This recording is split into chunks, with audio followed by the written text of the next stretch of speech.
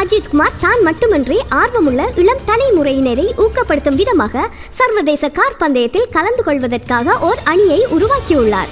இந்த பந்தயத்தில் கலந்து கொள்ள போர்ஷே ஐடி 3RS என்ற சொகுசு காரை வாங்கி வெள்ளை சிவப்பு மஞ்சள் வர்ணத்தில் பிரத்யேகமாக தயார் செய்தார் அஜித்.